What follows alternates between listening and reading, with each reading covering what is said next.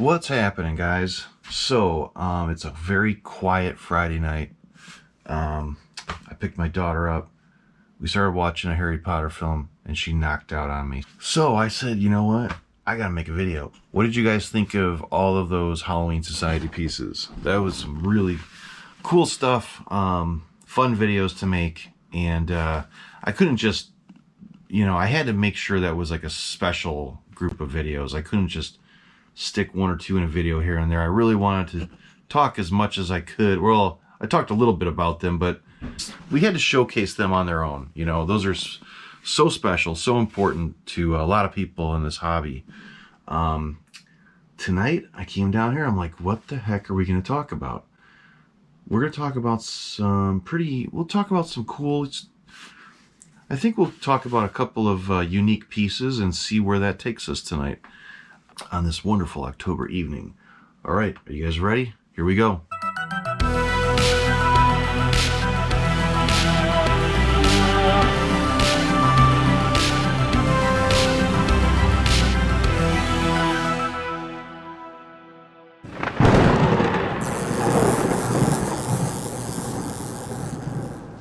All right, I think we're all set up. Come here, girl. Oh, no, you don't. I know. Let's say hello to everybody out there. You guys see me yell at these cats all the time on this channel. They're only 3 years old. They're brother and sister. This is the sister, Mustache. I've introduced her on here before. I yell at them, but I love them so much it's insane. My daughter and I rescued this little cat that came wandering out of the woods one night, and my sister came over and she goes, that cat's pregnant. I'm like, what? So she goes, yeah, you gotta have a safe place for these. There's a damn cat hair on my nose. She goes, you have to have a safe place for these cats to be born. They'll all get killed out there in the wilderness, I know. Sure enough, we made a little bed in the basement here, and the mother had 6 little babies, and this is one of them, and so is her brother Midnight. And they are honestly they are the greatest little cats ever, but they're insane, they're loving, they're just, you never would think a cat would have so much personality until you really own one. I know. You just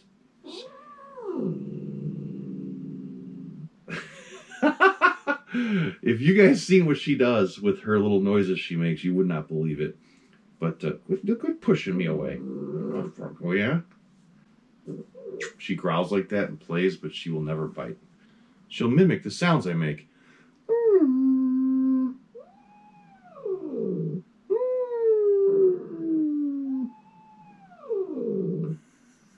Let's go low. Can we go low now? Lower.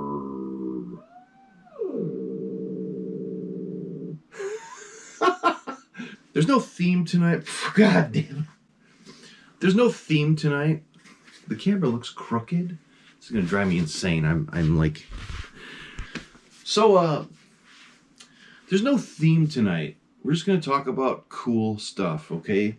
And there's gonna be an upcoming video that I may shoot tonight on a toy I own that is not a monster toy, but it is one of the greatest toys of my childhood, and I always say it's my favorite toy I've ever had, and I would say it probably is.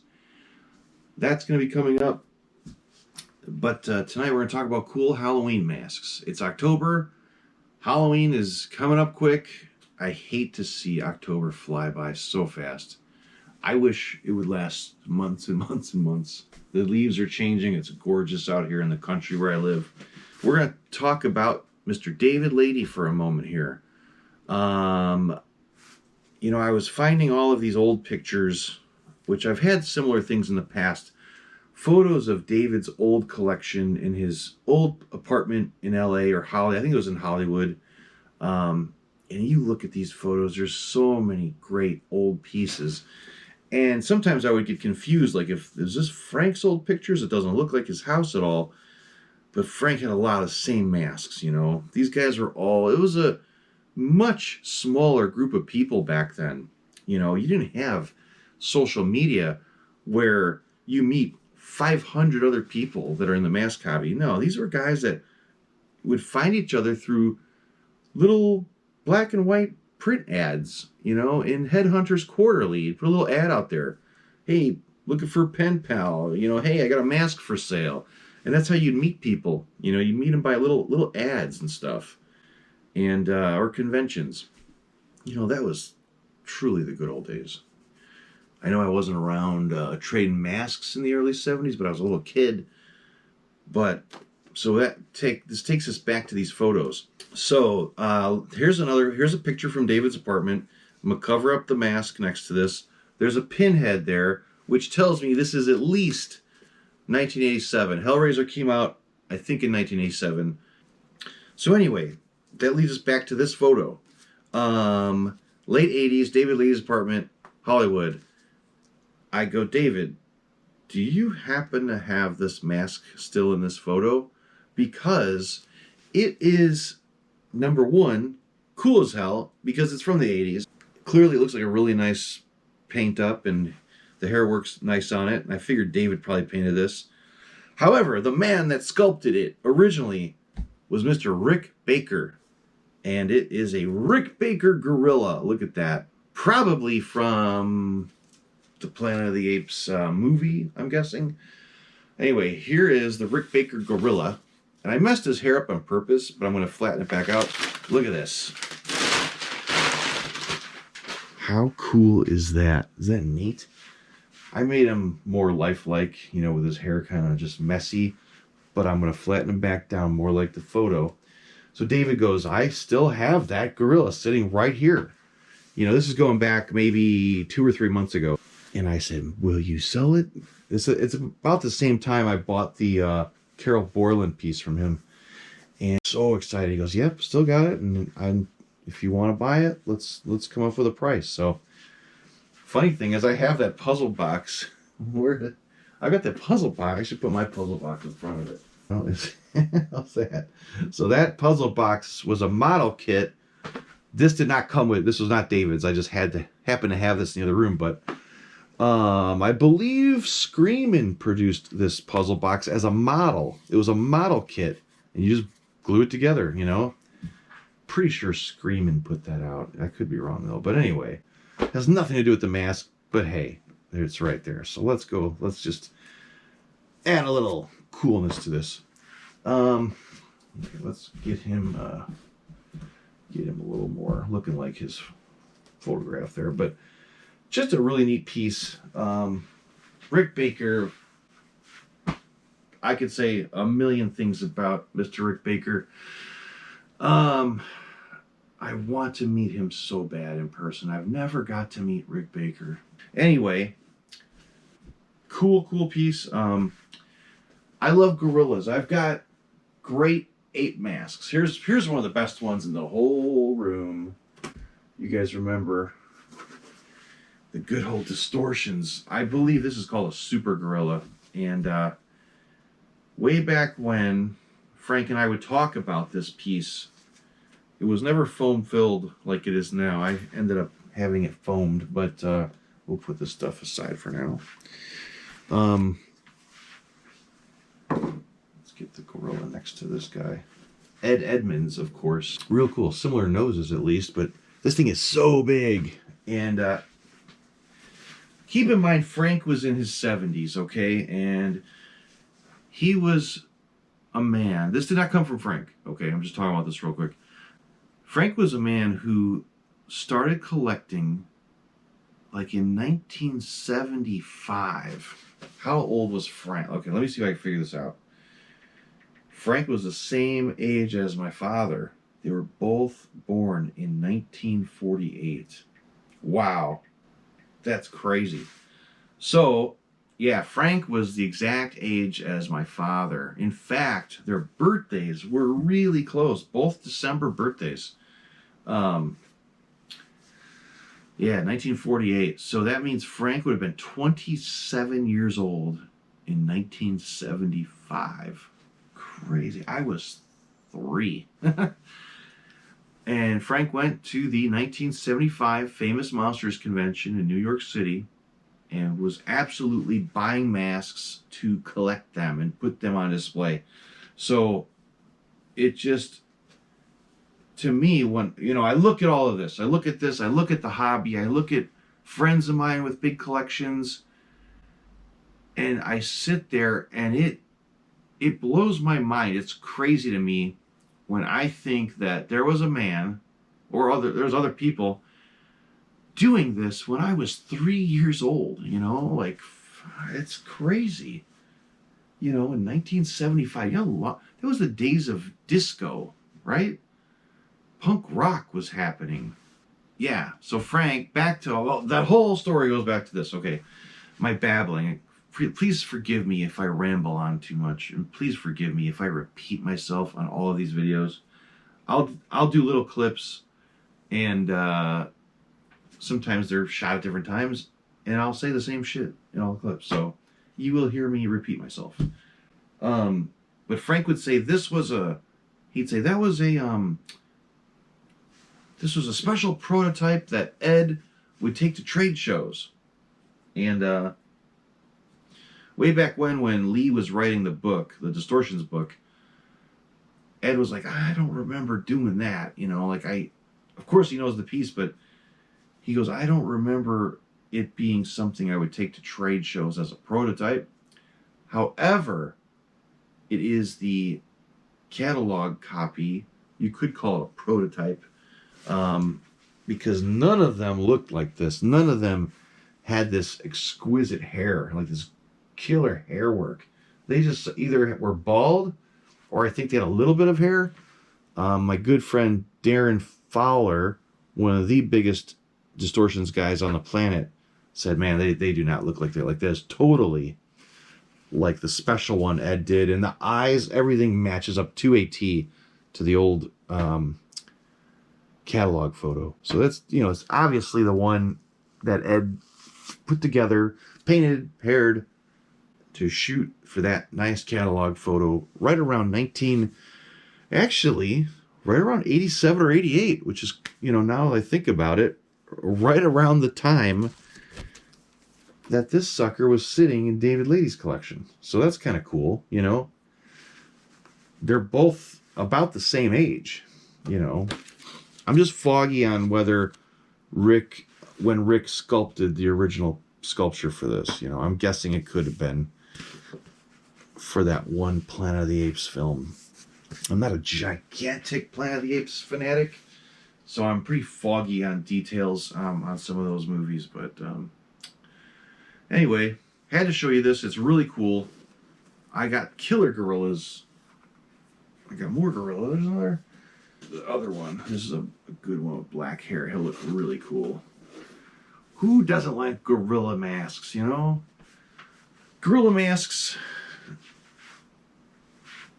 you know, were like a funny thing because guys would dress up in gorilla costumes. But I look at them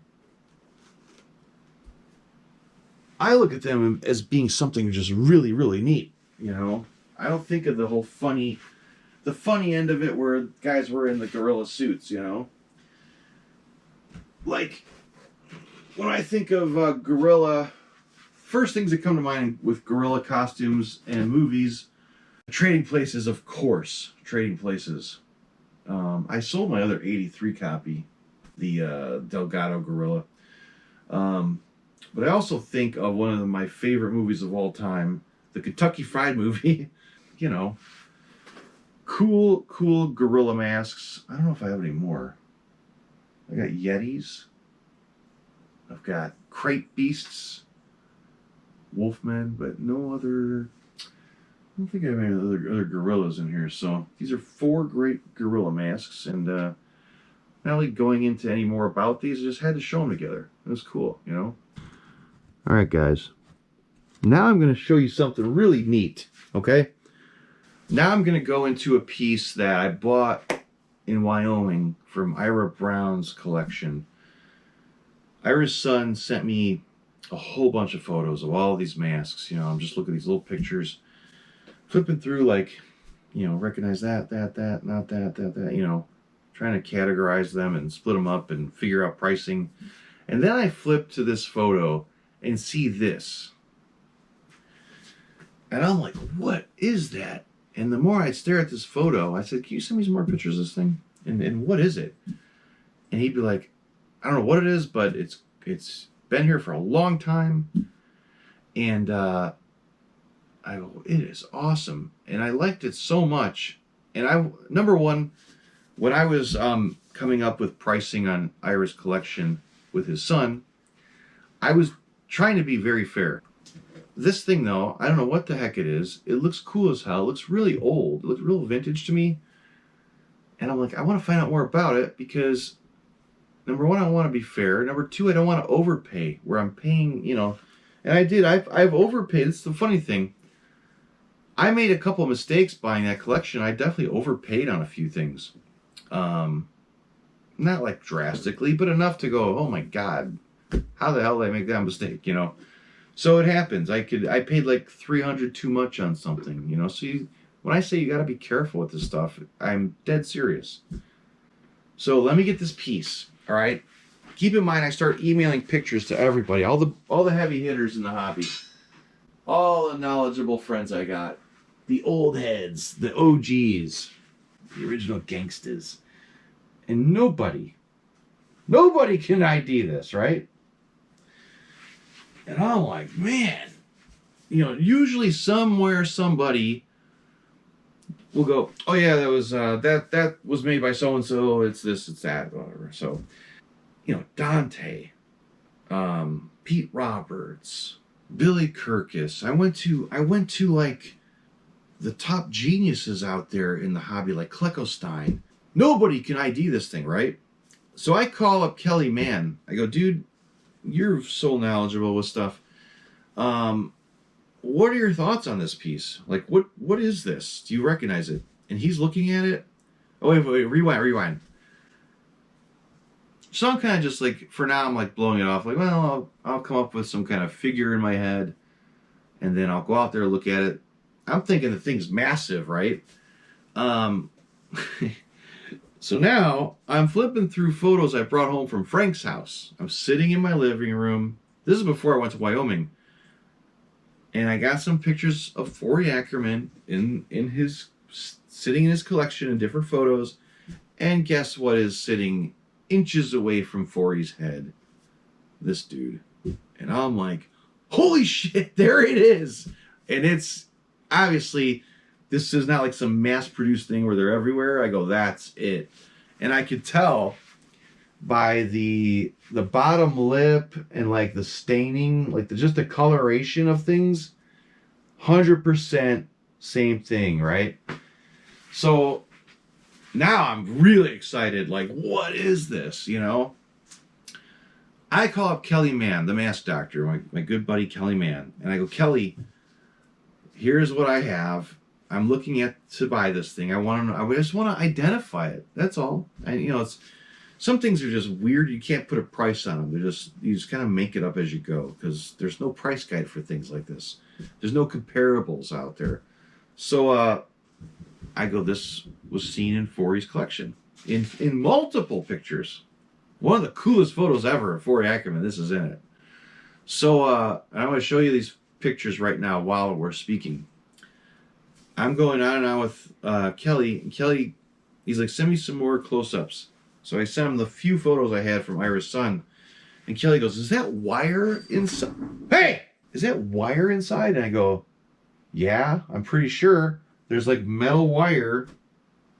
There's metal wire poking out here. And there's metal wire clearly seen here, right? This is when I just had photos. I didn't have this in my hands. So Kelly is very, very, very knowledgeable.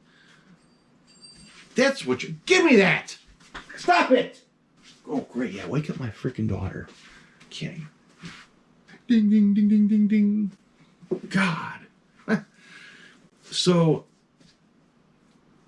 Kelly goes, I bet you that this was a stop-motion piece.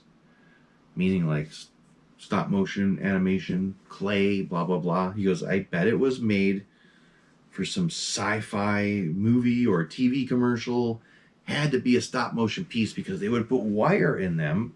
Obviously, this thing's old and brittle now, but obviously, you know, they'll position, shoot, position, shoot, position, shoot, position, shoot, position, shoot. And the wire makes it bendable and move it around, right? And I'm like, I bet you're right. So, you know, still don't identify it.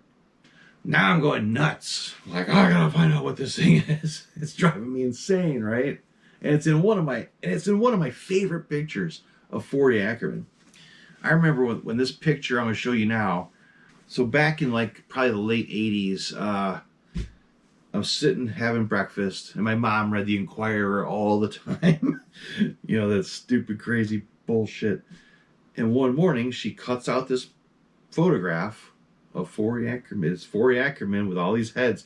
And she goes, I was probably 18 years old or something. She goes, hey, here, I saved this for you out of the Inquirer. It's a bunch of monster masks. And I'm like, oh my God, this is so cool. And it's that famous, I'm saying it's famous, picture of 40's head on the shelves with all his masks. Not all of his masks, but surrounded by a bunch of his favorite pieces. And what is in that photo but this? Now I'm in love with this thing because it's in this photo I love so much. It's a photo my mom gave me. It had to be late 80s or early 90s that I've had forever. I think I originally sent the photo to Pete for the Monster blog, and he uploaded it on there years ago. I go out to Wyoming, and I'm with Ira's son. I go, what is this? And I see it on the shelf. I go, oh my God, it's small. I'm thinking it's this massive thing in this photo, you know, at least this big. No, it's small. And I call Kelly, and I describe it more.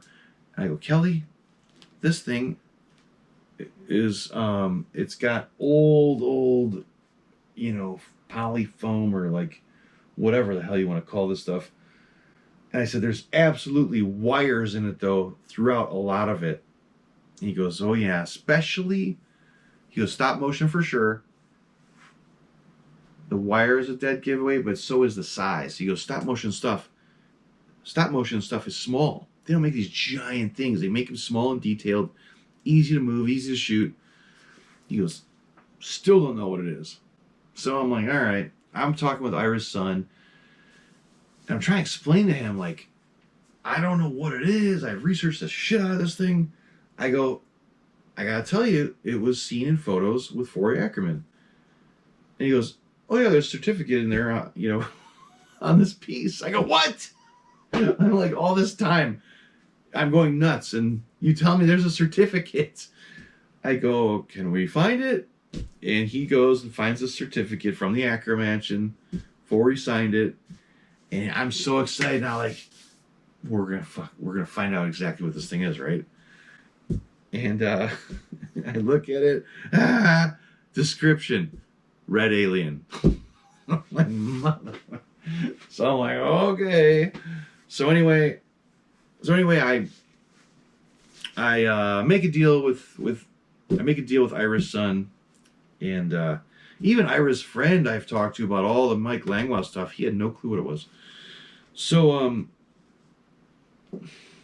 I buy it along with all the other stuff, get it home, and I'm talking about it in my group, in my Facebook group.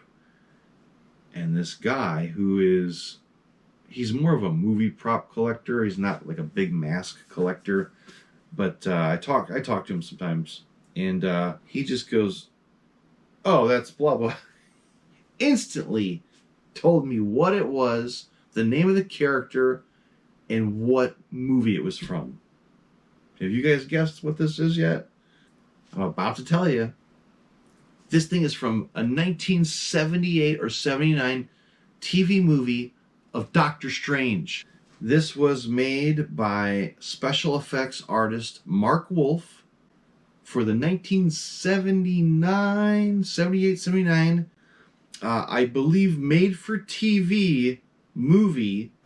The character's name was Balzaroth. Uh-oh, some shit's going down. Now my head explodes like, oh my God, I know what it's from, what the character's name is, and who made this thing, right? it's cool that this is tied to 100% tied to a, what do you call it, a superhero, movie, which is really neat to me. I think it was some kind of god or something, this Balzaroth, and he's in there talking to him, right? And I've got video clips, which I'm going to show you, and you see his little mouth going, rah, rah, rah, rah, rah, and he's talking 100% stop motion. And so I reach out to Mark Wolf and start talking to him. And he's like mind blown that this thing is sitting there in photos. And he's like, I cannot believe this surfaced. And he went on to tell me, yes, it was made for the production, but the screen used one was like a really large, a really taller version of it, which kind of goes against everything I said about stop motion stuff being small, but just wild. This is clearly made for that set, made for the shooting of that TV show, that TV movie. And when you see the clip of him talking, you'll go, yeah, that's totally, they were making that little mouth move. And insane. It took me a while to figure out what this was. But man, I was so excited to figure out that this was from the Doctor Strange movie. And I believe it was 1979. It was so cool talking with Mark Wolf about it, learning that this was absolutely made by him and for that movie. And this sucker, I mean, look at this thing. It's so old. I'm going to take the camera down, but I had to just show you. He's so delicate. So delicate. And I was absolutely hoping it was the screen used piece, but this is the next best thing. It was no doubt made for the production of that film. And absolutely a really cool piece of special effects history and superhero history, to say the least. It's got all the eyes just like, and I think they made the eyes glowing or lit up during the talking sequence of this character. I wonder if the big one, the big version of this had lights in the eyes or something, but look closely, you will see that this thing is so delicate. It's so old. And that's what makes it awesome. If this thing was brand new, bright red rubber, looking like it was made 5 years ago, I'd be like, oh, that's kind of neat. And I wouldn't have the feeling I get looking at it now when it is like just so old and, just one drop on the floor and bye-bye, Balzaroth. It was nice knowing you, buddy. But I'm going to take two hands here. Let me get my other hand out here. And we're going to carefully turn him around. My little brother is the superhero nut and the professional wrestling nut.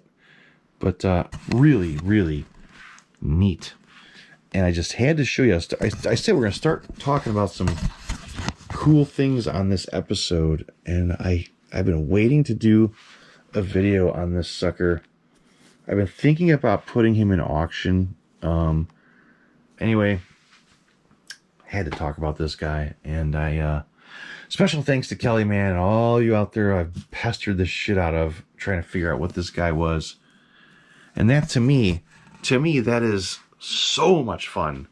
That is a huge part of this hobby, trying to figure out trying to figure out information on things that I have no knowledge of, like that to me is,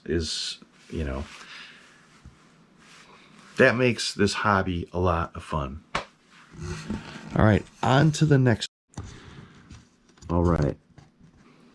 Okay, everybody. So, yes, he's back. The good old Halloween Society creature from the Black Lagoon. I had to talk about these two pieces, mainly this one on tonight's video. Of course, we just did a whole thing on him, but this is a 1998 reissue, okay, Creature A, the calendar creature, okay? This piece was just gifted to me in such a nice way. Wonderful gesture by someone out in California. They gifted me this creature mask. There's a company that goes by the name Movieland FX out in California. I'm assuming they're near Hollywood. They make a lot of life-size monsters and props and whatnot. And the gentleman that runs the company goes by the name The Mad Scientist. I've spoken with him for a long time, on and off. He's followed me for a long time through Instagram and loves the videos I do. And we've exchanged many emails, and we're even talking about possibly adding a life-size creature of the Black Lagoon to this collection. However, one day, and I only know him by the Mad Scientist. He signs his emails, the Mad Scientist, his business card, the Mad Scientist. I don't know his name. And we've talked for a long time. He goes, I gotta send you something special. It is, and there's a reason why both of these are here right now. He goes, I want to gift you something that's, he's owned it for many years. He goes, it's been bouncing around in my collection for a long time. He goes, he's like, you're the mask guy. You're the mask guy. I want this to go to a special home, so I'm going to give it to you. I'm like, whoa, okay, cool, awesome. He goes, there's a catch though. It's not your average run-of-the-mill 1998 reissue, calendar Creature A by Don Post Studios. This one is autographed. It is signed by the one and only Ben Chapman. And let me get my little light here. Let's see if I can put this light on. Do you see that down there, guys? That is Ben. Let me get the light here. It may be very hard to tell, but because it's not the easiest place to autograph, but that is Ben Chapman's signature. I don't know if it says, I think it may say Creature on it or underneath his name, but that's his signature. And the reason both of these are out here, because the other day when I did the video on the calendar, the Halloween Society pieces, I told you Rico Browning, Jesus Christ, scared the f out of me. That freaked me out. It's like 11:30 at night. It's quiet. My daughter's sleeping upstairs on the couch, and Siri just scared the living shit out of me. See, I don't get afraid. Like, movies don't scare me. Jump scares can scare the hell out of me. If someone was around the corner and jumped out and startled me, I will scream my head off and fall over on the ground. So anyway, hand signed by Rico Browning. Of course, that is a very clear. He had a really nice, had a real nice surface here to autograph. Rico did, but man, both creatures signed these pieces. Both gentlemen from the film signed these pieces. Okay, guys. Now these last two pieces for this video, these are not vintage, okay? 9 times out of 10 I'm collecting vintage masks. These were made by Zombie Dog FX, and I just got these at Mask Fest 2023. Back to Zombie Dog FX. His booth was pretty close to mine at the show. I was walking by. First of all, the Evil Dead 2 skull just instantly grabbed me. Like, look at the amazing eye work on that. They're just, the expression on this little skull's face was everything. And I'm like, they had about three or four of them there.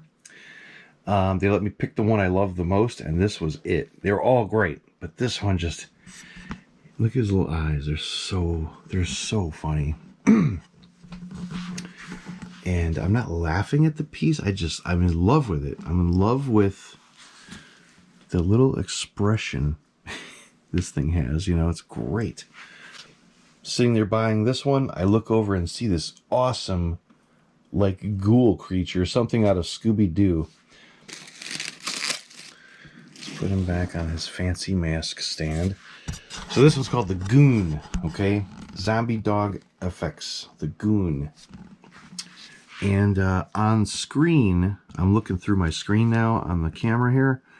He's looking a lot bluer than he really is. He's got a little more green in him in real life, okay? So on the computer screen and the camera, he's just a little bluer than he actually is. And the coloring on him really, really makes the piece. So it's a shame you can't see the actual color, but you're getting a very good idea of what he looks like. And very nice, clean work, you know? Especially the eyes. The eyes are just so nice, and there's a nice gloss over them. Nice matte finish on the paint jobs. You know, I love that. I don't like when masks are very shiny, like skin is shiny, you know. Skin's not shiny. I mean, it can be on some people, but very, very cool. I love the hair work on this guy. I love the color of the hair. Everything about him. I wonder if he looks different over here. Looks like he's flying around. Really, really neat. Anyway, I just want to close out this video with these two little masks because I love them. And go check out Zombie Dog FX on Instagram. I believe you can follow him on Instagram and see his wonderful creations. All right, everybody. Thanks again for hanging out with me tonight. It was fun. I'm going to go edit this so it can be live by Saturday morning. And we'll see. Tomorrow we will get into something else cool. I got to show you some amazing stuff, you know. So October is not over yet. Thank you and good night.